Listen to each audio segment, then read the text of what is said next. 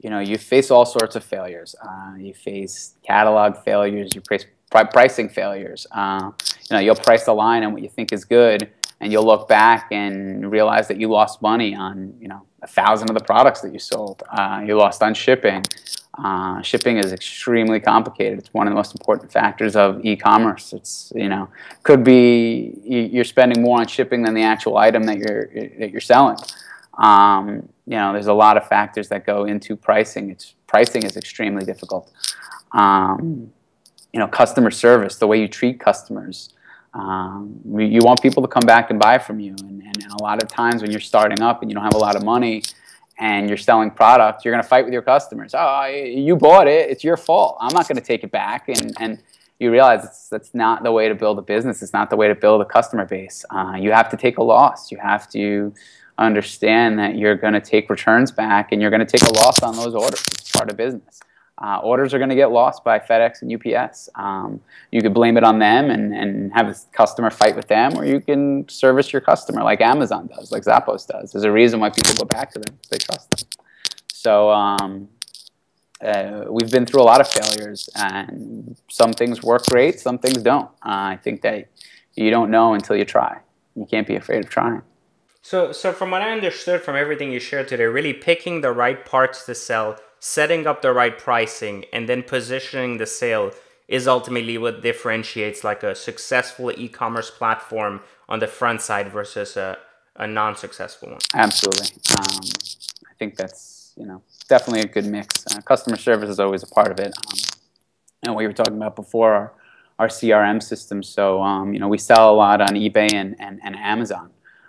We have been for a while, and you get a lot of messages from customers. Those messages are housed within eBay and Amazon.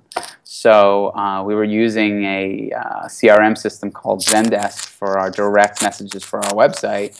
And then all of our customer service agents would have to have an eBay screen open and an Amazon screen open and a Sears screen open for all those other messages coming in. And if you have multiple agents, there might be people answering the same messages because they can't see other people's screens and they're not refreshing all the time. So it's kind of a cluster of customer service going on. So we said, all right, this is crazy. We went out there and looked for a solution that would tie everything into one, so we can have all these selling platforms tied into one selling platform, which we liked, which was Zendesk. Nothing existed.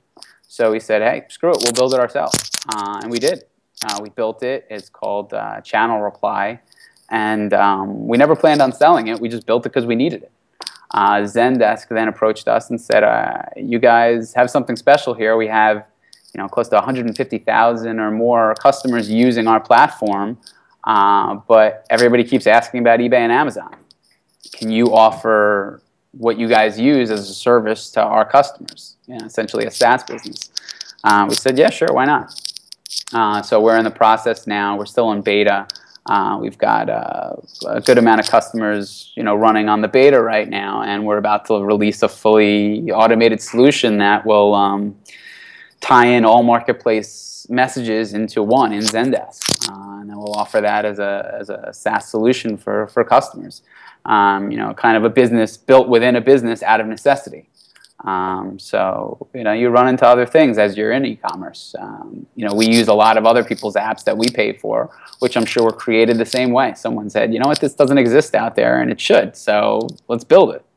That's how things come about. So looking back now and kind of looking forward, would you get back into this business?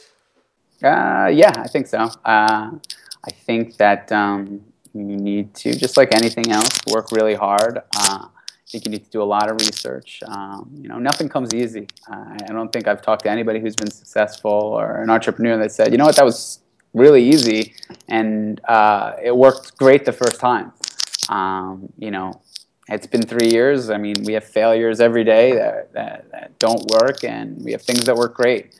And I think that it'll be that way with any industry. I think e-commerce is a unique industry. It's growing. Online sales is growing. Everybody keeps talking about mobile sales. Mobile sales are growing. So you need to adapt and kind of go with what the market's doing.